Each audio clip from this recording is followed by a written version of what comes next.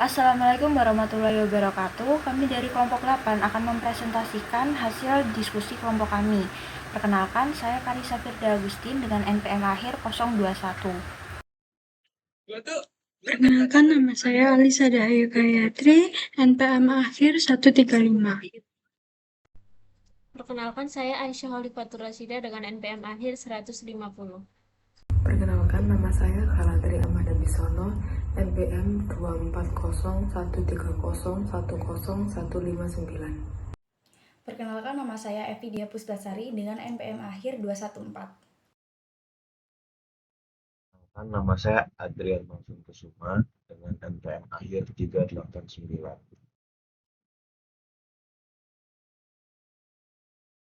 Saya akan menjelaskan mengenai sistem retur pembelian. Retur pembelian adalah barang yang sudah diterima dari pemasok namun tidak sesuai dengan barang yang dipesan menurut surat retur pembelian. Ketidaksesuaian barang dapat terjadi karena barang yang diterima tidak cocok dengan spesifikasi yang tercantum dalam surat order pembelian. Barang mengalami kerusakan dalam pengiriman atau barang yang diterima melewati tanggal pengiriman yang telah dijanjikan oleh pemasok. Selanjutnya, saya akan menjelaskan mengenai apa saja fungsi-fungsi yang terkait dengan sistem retur pembelian ini. Yang pertama yaitu ada fungsi pembelian. Dalam sistem retur pembelian ini, fungsi pembelian bertanggung jawab untuk mengeluarkan memo debit untuk retur pembelian. Selanjutnya yaitu ada fungsi gudang. Fungsi gudang dalam sistem retur pembelian bertanggung jawab untuk menyerahkan barang kepada fungsi pengiriman seperti yang tercantum dalam tembusan memo debit yang diterima dari fungsi pembelian. Selanjutnya yaitu ada fungsi pengiriman. Dalam sistem retur pembelian, fungsi pengiriman bertanggung jawab untuk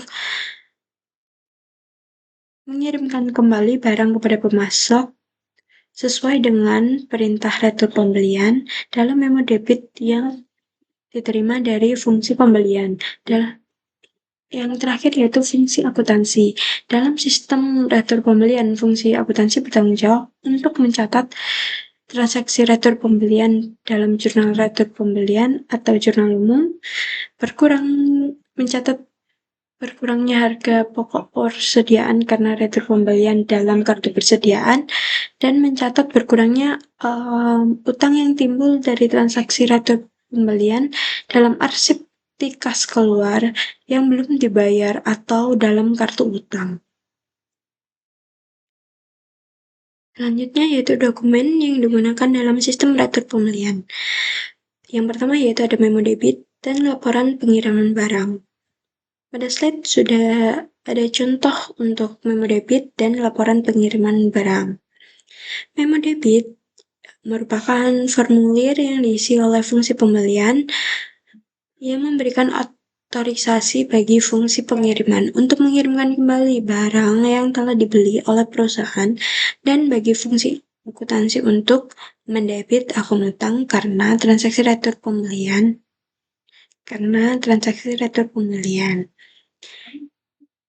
Yang kedua yaitu laporan pengiriman barang.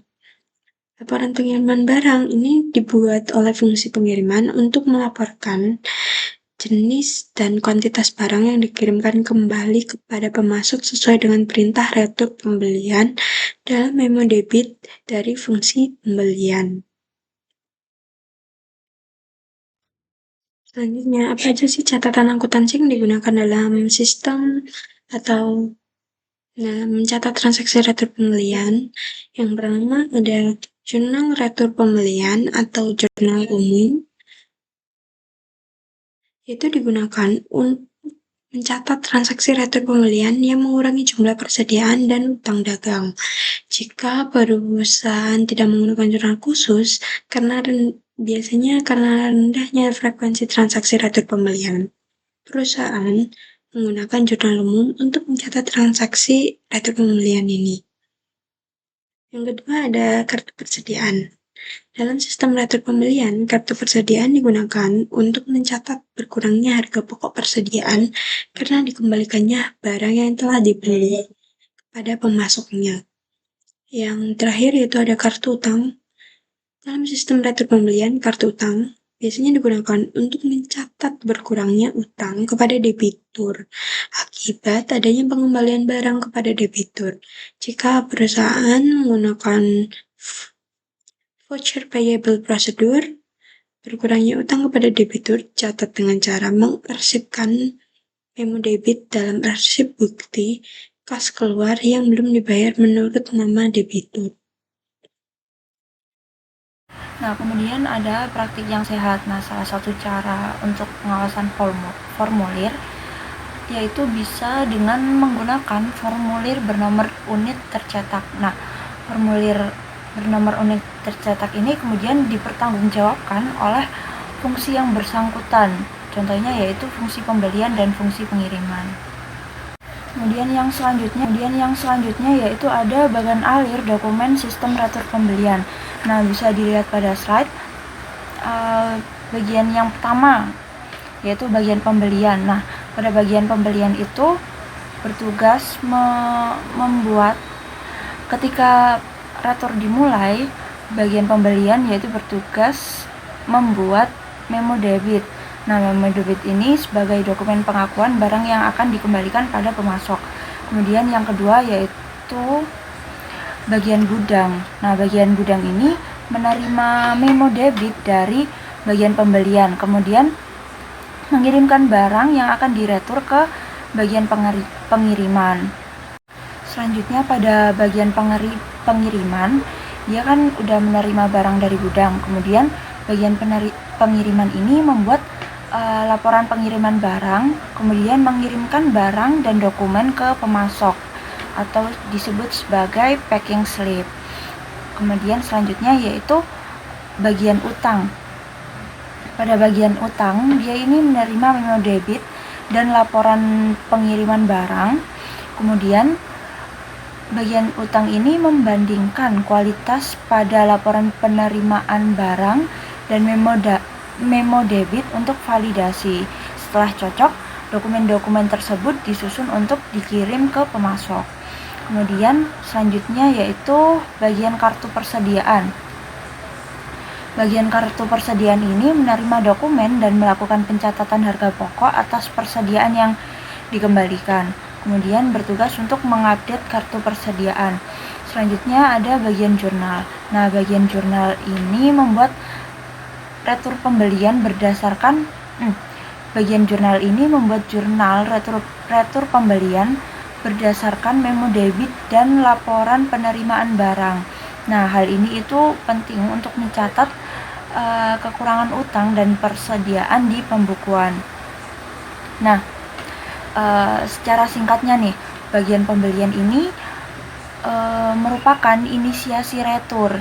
Dia yang membuat memo debit. Kemudian bagian gudang ini bertugas untuk menyiapkan barang. Setelah barang siap, kemudian dikirimkan ke bagian pengiriman. Bagian pengiriman kemudian bertugas untuk mengirimkan barang dan membuat laporan. Kemudian bagian utang yaitu bertugas memverifikasi dokumen dan pencatatan. Kemudian bagian kartu persediaan itu tugasnya untuk mengupdate stok. Selanjutnya bagian jurnal yaitu mencatat retur di jurnal akuntansi. Selanjutnya yaitu ada prosedur pencatatan utang. Nah, prosedur pencatatan utang ini ada dua prosedur. Yang pertama yaitu account payable procedure dan yang kedua yaitu voucher payable procedure. Kalau yang account payable procedure ini yaitu berupa kartu utang yang diselenggarakan untuk setiap debit kreditur yang memperlihatkan catatan mengenai nomor faktur dari pemasok, jumlah yang terutang, jumlah pembayaran, dan saldo utang. Kalau voucher payable ini tidak diselenggarakan kartu utang, namun dia menggunakan arsip voucher atau bukti kas keluar yang disimpan dalam arsip menurut abjad atau menurut tanggal jatuh temponya. Nah, arsip bukti keluar ini berfungsi sebagai catatan utang. Kemudian yang pertama yaitu ada account payable procedure. Nah, dokumen yang digunakan bisa dilihat pada slide. Dokumen yang digunakan yaitu faktur dari pemasok dan kwitansi dari pemasok. Kemudian catatan akuntansi yang digunakan yaitu ada jurnal pembelian, jurnal pengeluaran kas, dan kartu utang.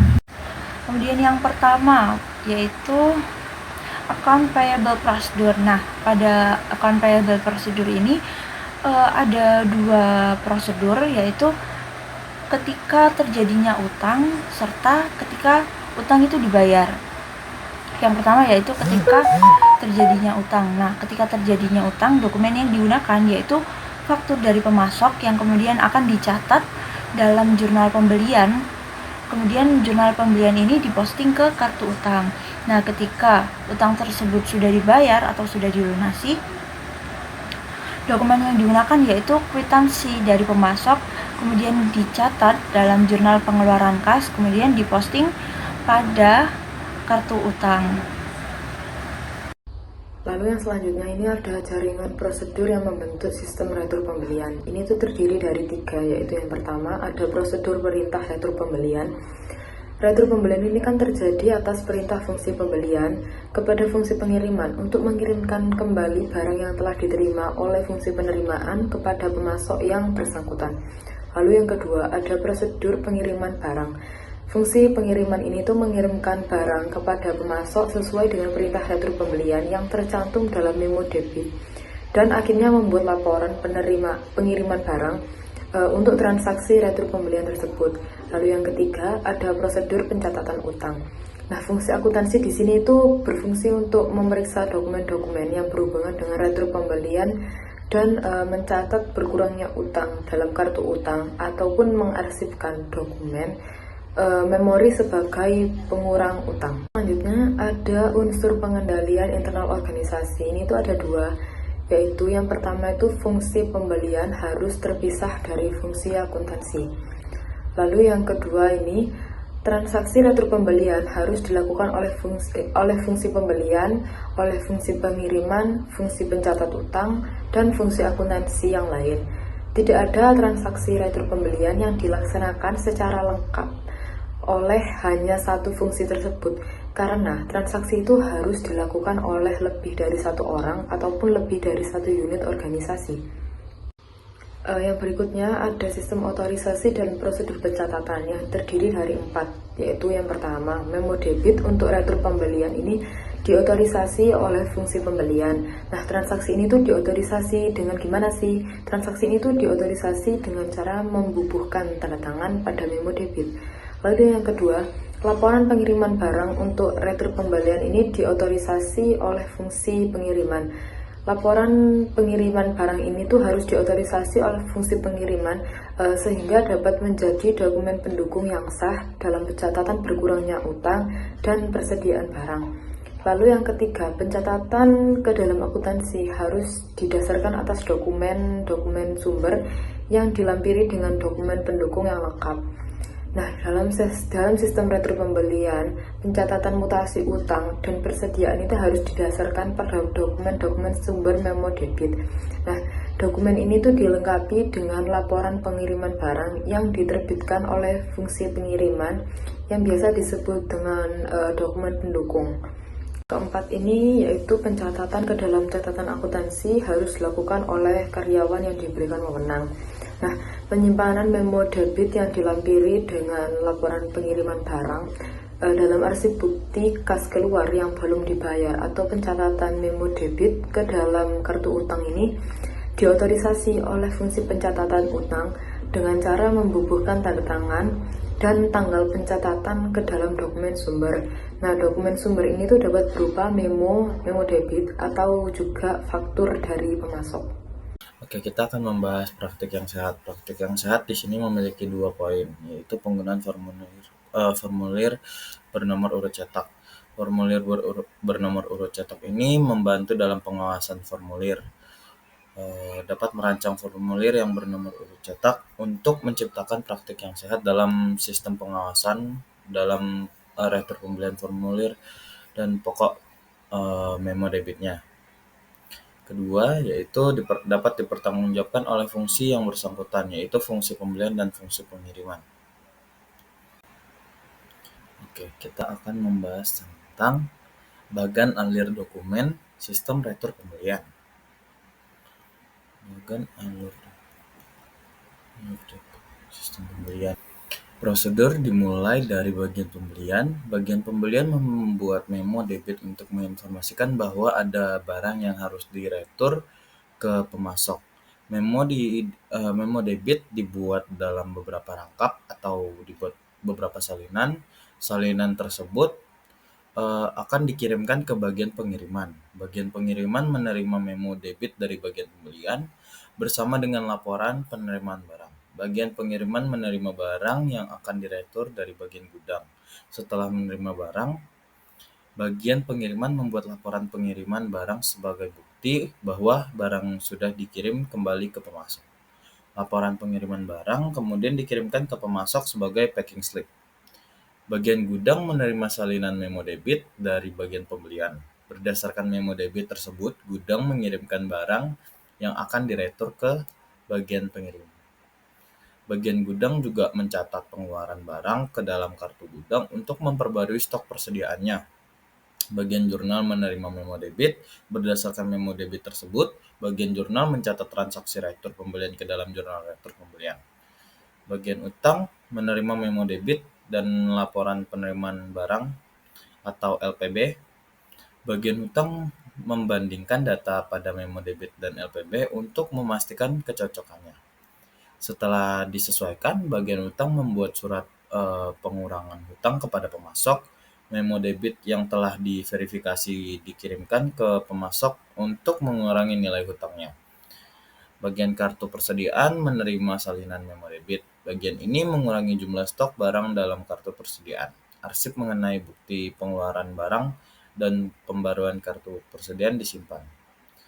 Seluruh proses, dokumen, dan pencatatan selesai setelah barang dikirimkan kembali, stok diperbarui, jurnal dicatat, dan hutang pada pemasok dikurangi.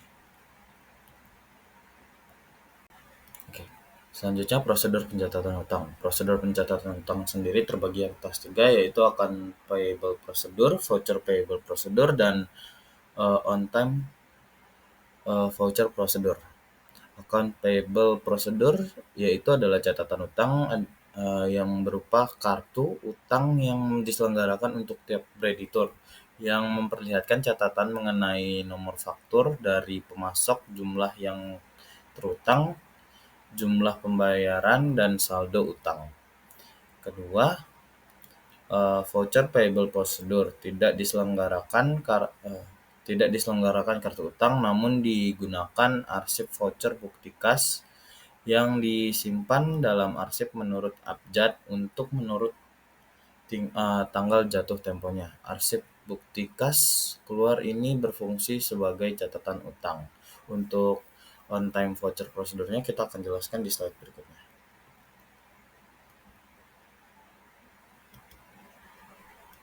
Sebelum kita membahas on time voucher procedure, kita akan membahas account payable procedure.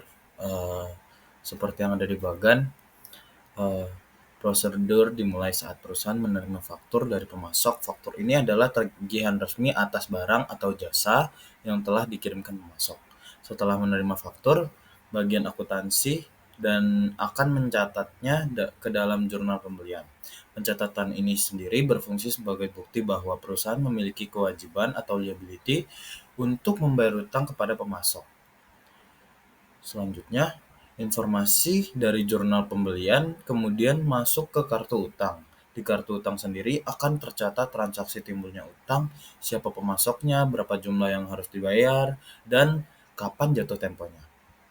Setelah perusahaan membayar utang kepada pemasok, perusahaan akan menerima kwitansi sebagai bukti pembayaran. Bukti kwitansi ini menjadi dasar dari melakukan pencatatan ke dalam jurnal pengeluaran kas. Ini menandakan bahwa kas perusahaan sudah berkurang untuk membayar kewajiban tersebut. Dari jurnal pengeluaran kas, update dilakukan lagi ke kartu utang. Kali ini tercatat bahwa utang sudah dibayarkan, dengan demikian saldo utang pada pemasok tersebut akan berkurang atau lunas. faktur kepada jurnal alur singkatnya, yaitu faktur, jurnal pembelian, terus lanjut ke kartu utang. Untuk kwitansi sendiri, kwitansi, lanjut ke jurnal pengeluaran kas, dan lanjut ke kartu utang untuk mencatat pembayaran utang. On-time voucher procedure. On-time voucher procedure dengan dasar tunai adalah dalam prosedur ini faktur yang diterima oleh fungsi akuntansi dari pemasok disimpan dalam arsip sementara menurut tanggal jatuh temponya. Untuk on-time voucher dasar dengan dasar waktu, dalam dasar ini saat faktur diterima oleh bagian utang dari pemasok langsung dibuatkan bukti kas keluar bagian utang, yang kemudian atas dasar dokumen ini dilakukan pencatatan transaksi pembelian dalam register bukti kas keluar. Selanjutnya yaitu distribusi pembelian. Pengertian distribusi pembelian adalah prosedur peringkasan rincian yang tercantum dalam media, misalnya faktur dari pemasok, dan pengumpulan total ringkasan untuk keperluan pembuatan laporan. Dalam pembelian distribusi terkait dengan 1. Peringkasan penerbitan dari transaksi pembelian, dan yang kedua, penyusutan laporan dan transaksi jurnal umum. Distribusi pada perusahaan ada dua, yaitu perusahaan kecil, contohnya penerbitan langsung di jurnal pengeluaran kas, dan yang di perusahaan besar, penerbitan dari 1. Register bukti kas keluar atau voucher register, jurnal pembelian, serta distribusi dari faktur pemasok. Selanjutnya yaitu klasifikasi penerbitan dalam pembelian. 1.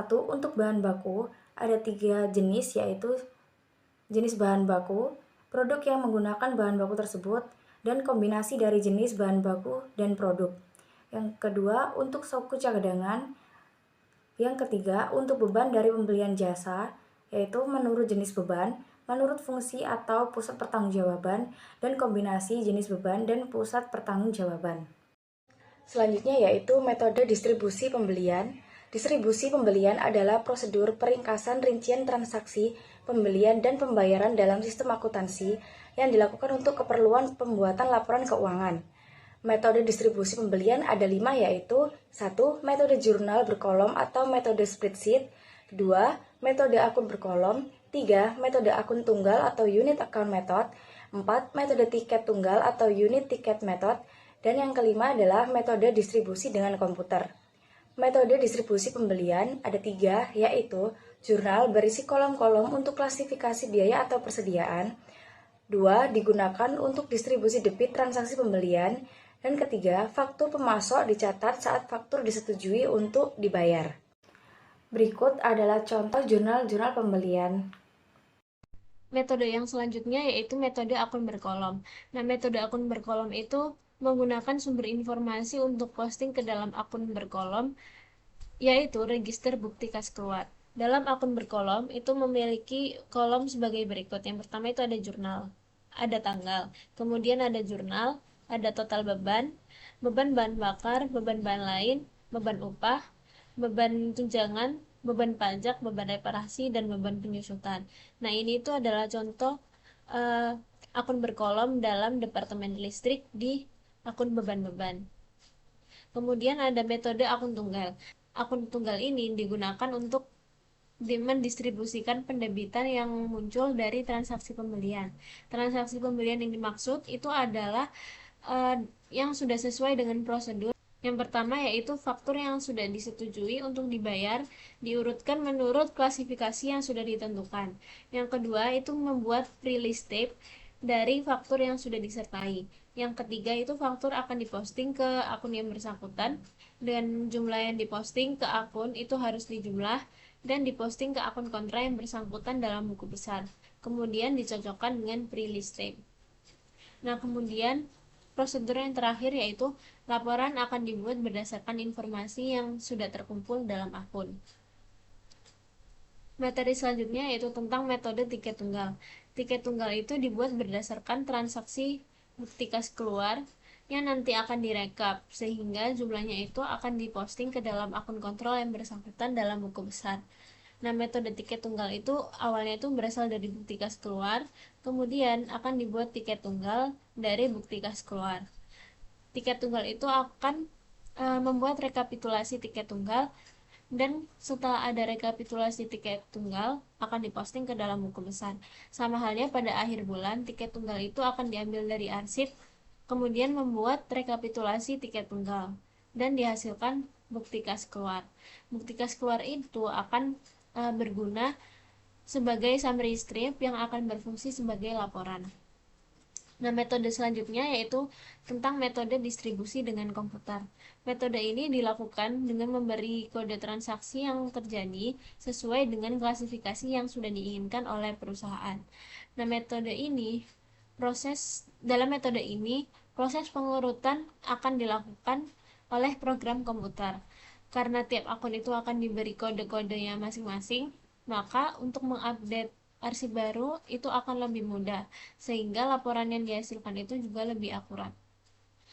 Sekian presentasi dari kelompok 8. Mohon maaf apabila ada salah kata maupun perbuatan. Wassalamualaikum warahmatullahi wabarakatuh.